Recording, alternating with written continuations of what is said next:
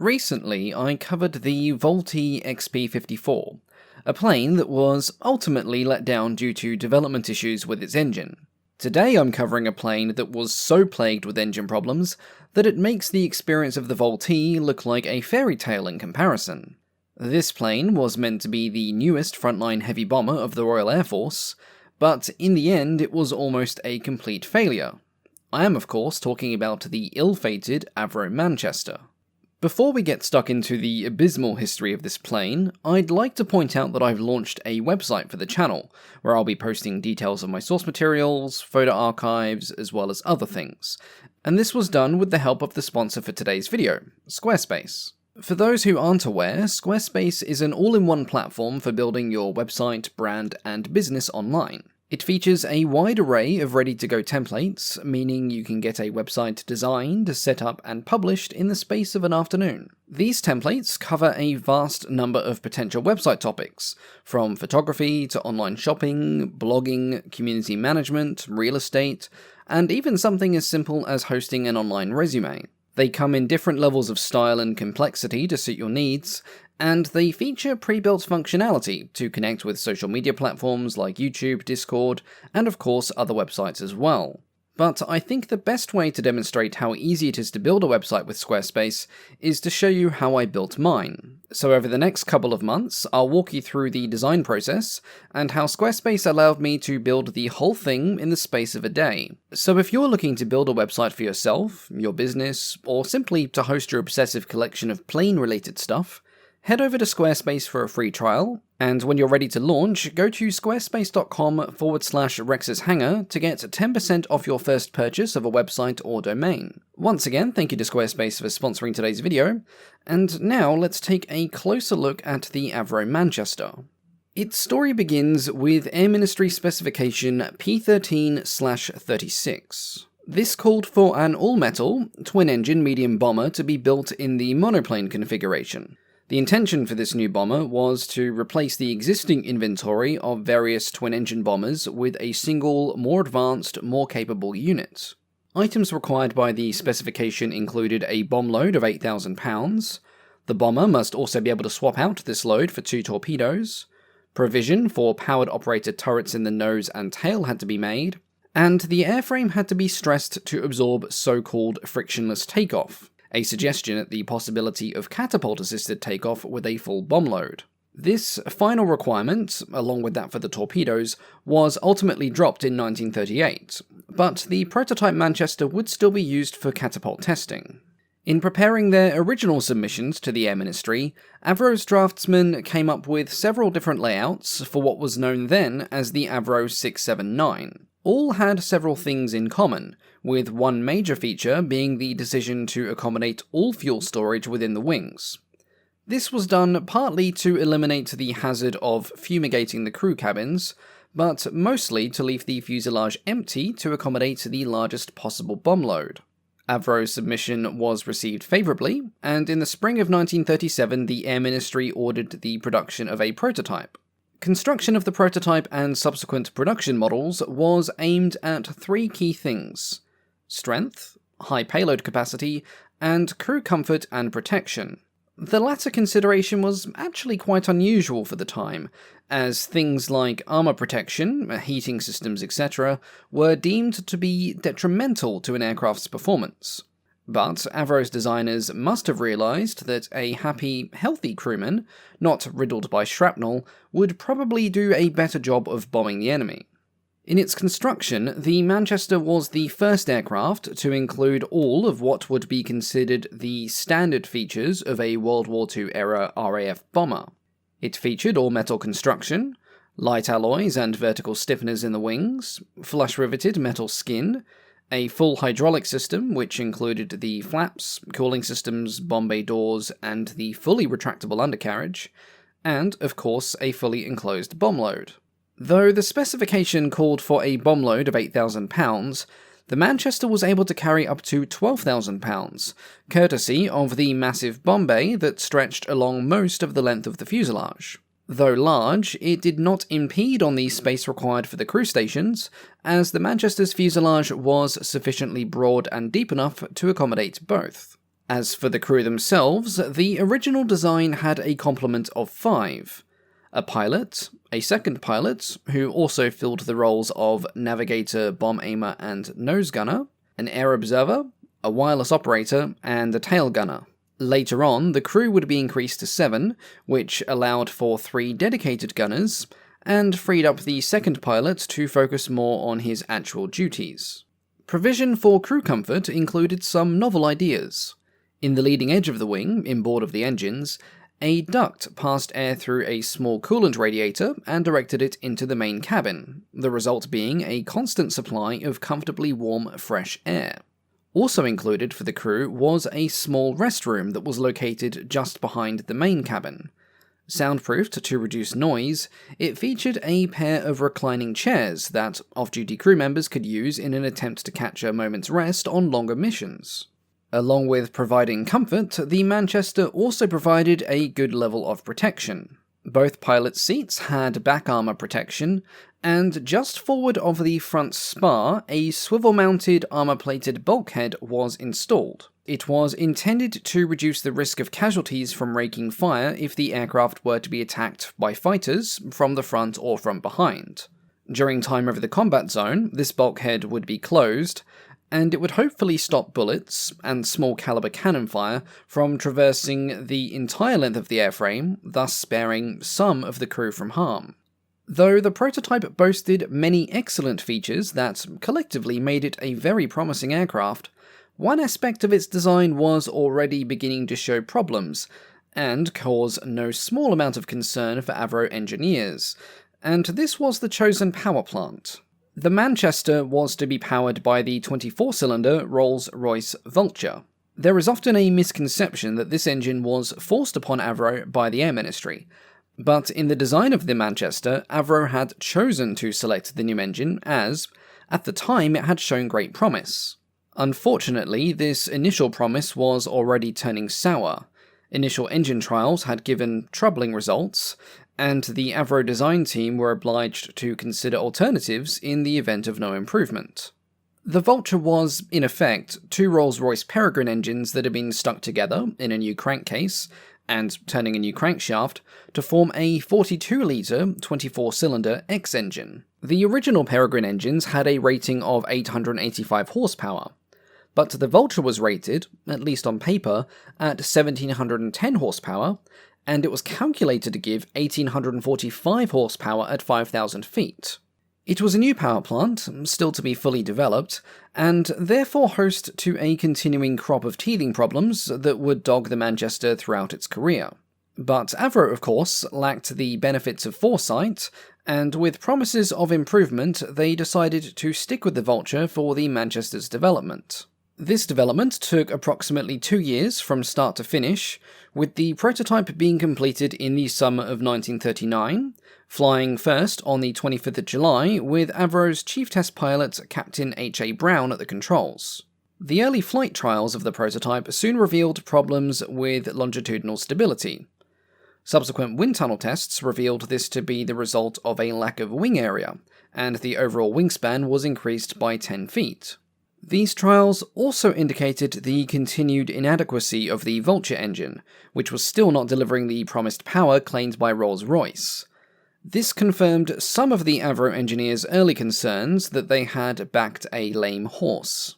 This problem was compounded by the fact that it would be almost impossible to now switch power plants. As the threat of war had increased, and the need to modernise the equipment of Bomber Command grew with it, the Air Ministry had ordered 200 Manchesters pretty much off the drawing board back in 1937. These planes were intended to replace the existing fleet of Wellingtons, Hampdens, and Whitleys, and replacing the engine now would present unacceptable delays in modernising the bomber force right on the eve of war. As a result of this, Avro was stuck with the Vulture, and had to simply hope that further improvements were forthcoming. Following the initial flights, the prototype went to Wiltshire for its service appraisals. Here, it had a vertical fin installed on the tail to help improve its directional stability, and by this point a second prototype was well under construction, and it was hoped that the test results from the first would aid in the improvement of the second. Its trials at Wiltshire were mostly uneventful, aside from one incident where an engine failure led to the brutal savaging of a cabbage patch in a wheels-up landing, and following the completion of these trials, it went to Farnborough. There, it completed a more extensive series of trials and experimental tests. A series of delays, tool supply issues, and even more distressing engine problems meant that the second prototype was not complete until after Britain found itself at war. It flew for the first time in May 1940, just a few months before the delivery of the first production models. The first official production aircraft was delivered on August 5th, 1940, but a series of supply issues then delayed the delivery of subsequent units until October. The first squadron to operate the Manchester was No. 207 Squadron, which was reformed at Waddington for the specific purpose of introducing the Manchester to operational service, and they received their first Manchester Mark I on the 10th of October. The early Mark Is still shared the triple tail fin of the modified prototypes, but they had one new feature that made them stand out considerably. During prototype testing, a retractable dorsal turret had been tested to improve protection amidships. However, it proved to be difficult to operate, and so it was replaced by another turret that looked somewhat like a deformed egg. This device was known as the Boater turret, as it was initially tested on the Blackburn Boater, and it was not particularly popular with the aircrews of the Manchesters. Originally, the turret was quite spacious, but it protruded too far up and into the slipstream, which caused both operational problems for the turret and stability problems for the tail. Modifications were made which allowed for a neater, lower sighting of the turret for operational Manchesters, but this presented a problem: space.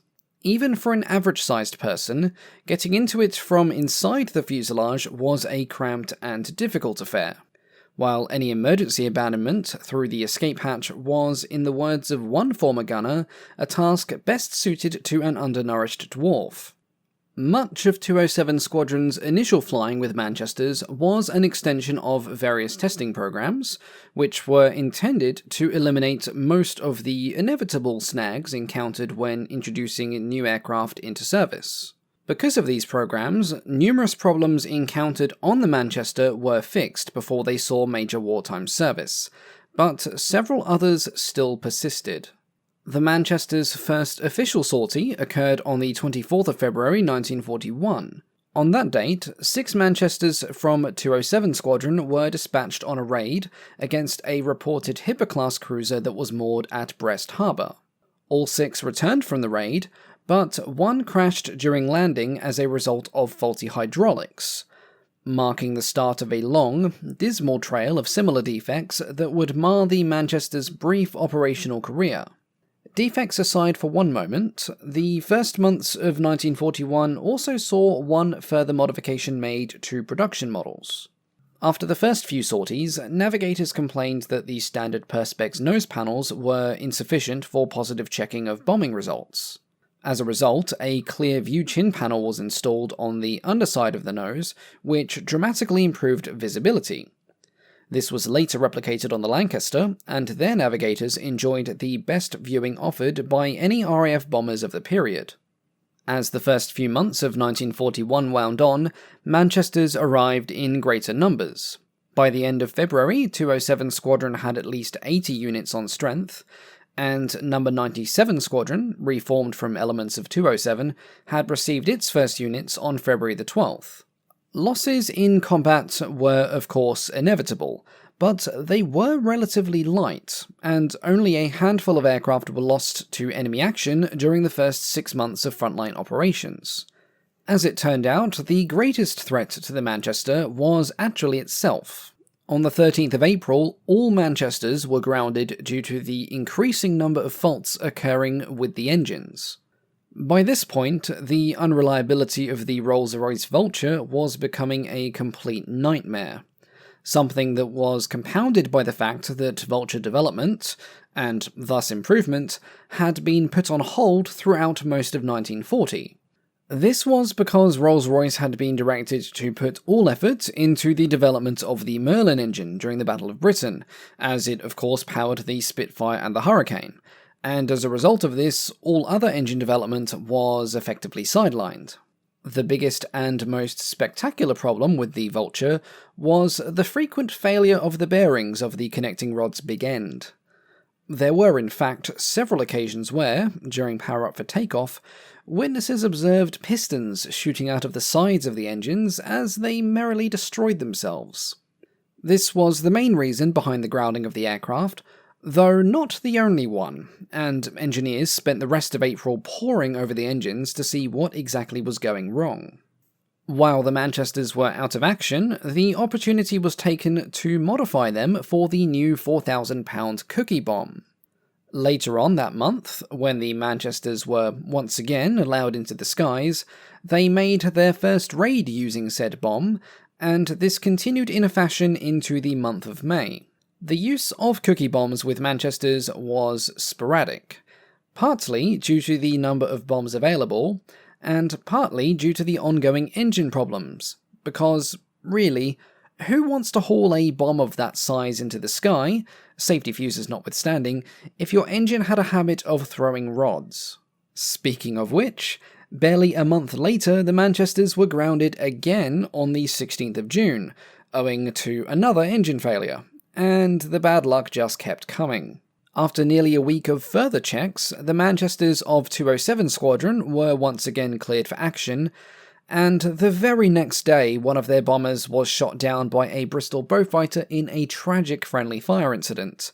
Then, just 1 week later, they were grounded yet again, ostensibly, according to the official report, for engine overhauls. The cause of the engine problem stemmed mostly from two things: a breakdown of lubrication, a result of the restriction on the use of silver, and a reluctance to properly dissipate heat. The growing menace of the Vulture engine was so serious that by July of 1941, the squadron was so short on operational Manchesters that they had to bolster their numbers with the very bomber they were meant to replace, the obsolete Handley Page Hampden. To add to the ongoing saga of Vulture problems, evidence of faulty feathering controls for propellers began to also take its toll, a defect which made the prospect of flying on one engine decidedly uncomfortable. Although Avro's original submission had emphasised the ability of any Manchester to cope completely with just one engine, in hard practice, due to the Vulture's disappointing power output, things were different. One ex-gunner, whose Manchester lost its starboard engine, said the resulting descent was at a gliding angle approximating to a house brick in free flight. Operations finally restarted in August of 1941, only to run into more problems. This time it was excessive tail flutter and dangerous vibrations. The solution was found in deleting the old triple tail fin layout, expanding the tail plane to 33 feet in span, and installing two larger tail fins on the ends. Aircraft fitted with this modified tail were known as the Manchester Mk.1-A, and this change was retroactively made to almost all existing airframes. Before these changes were made, and in fact in the previous year, Avro's chief designer, Roy Chadwick, had begun working on an improved version of the Manchester. As a result of the suspension of development work on the Vulture engine during the Battle of Britain, and with the smaller Merlin engines now producing more power whilst being vastly more reliable, he decided to use the Merlin in the redesign of the Manchester. He also took the opportunity to increase the wingspan and use 4 of the Merlin engines in place of the Vultures. Initially, this larger, improved aircraft was known as the Manchester Mark III, but before the prototype was even complete, it had a new name, the Lancaster. By late 1941, the attrition rates of Manchesters to mechanical problems had made their failure totally obvious, but Bomber Command had no choice but to keep them in service. The Lancaster was nowhere near full production status, the prototype only flying in January of that year, and the other 4 engine bombers, the Stirling and Halifax, were either running into teething problems or simply weren't available in suitable numbers. As a result of this, Manchesters reached their peak numbers in 1942, following a year that saw the type grounded no less than half a dozen times. This led to countless stories and anecdotes from pilots, crews, and their commanding officers. One popular quip was that Bomber Command had to base Manchesters around Lincolnshire, as it was the best part of the country for forced landings. Besides numerous reports of Manchesters flying as well as pieces of masonry when reduced to one engine, other diverting incidents included a complete shearing of all the retaining bolts for a port propeller, the de-sleeving of all tail control surfaces mid-flight, and the failure of a constant speed unit over the city of Essen, much to the deafening of all. Single incidents aside, the main cause of grief for all Manchester squadrons was of course the Rolls-Royce Vulture. One particularly disquieting feature of the engine was the tendency to trail a constant stream of exhaust sparks, a problem that no amount of tinkering seemed to fix. This led a crew member to later remark that no German night fighter needed radar when Manchesters were in the vicinity. The exhaust trails pointed their presence only too clearly. Despite being a threat to themselves and their crews, the Manchesters did do their best to distinguish themselves when the Allied bombing offensive began to ramp up in 1942. On the 3rd of March, a formation of 200 bombers raided Cologne, 25 of them being Manchesters. Significantly, that same night saw the first operational sorties for Lancasters, when 4 from No. 44 Squadron were sent on a mine-laying mission. Manchesters took part in most of the major raids during the first half of the year, including the first 2 of the famous 1000 bomber raids. In the first of these, a Manchester commanded by Flying Officer Leslie T. Manser suffered a direct hit from enemy flak after bombing Cologne. After recovering from a dive that took him through a hail of anti-aircraft fire, pulling out at just 800 feet, he attempted to nurse the bomber home. Quickly, it became apparent that they would not make it, and he ordered his crew to bail out. Manser stayed behind, as it was the only way to keep the plane stable enough for the rest of his comrades to bail out, and for his actions he would receive a posthumous Victoria Cross. The Manchester's final sortie was flown on the night of the 25th to the 26th of June. Again, this was another one of the 1000 bomber raids.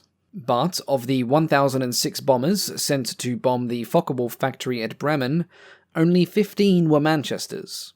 After this, they were officially retired from service, being replaced in numbers by the vastly superior Lancaster.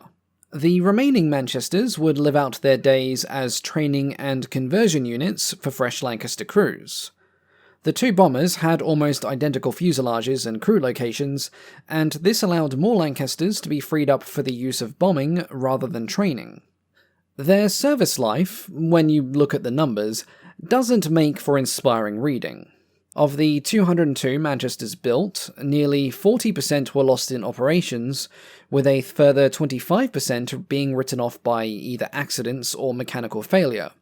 And that's not even taking into account the hundreds of incidences involving airframe and engine problems suffered during the Manchester's brief years of service. Still, though it was condemned by its crews, and rightly so, the silver lining to the gloomy rain cloud that hangs over the Manchester is simple. It is directly responsible for the Lancaster. There was no Air Ministry specification written up for the Lancaster.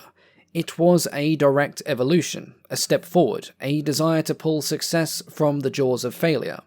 And even if the Lancaster is the only good thing to come out of this plane, it's still quite a legacy. As always, thank you all so much for watching.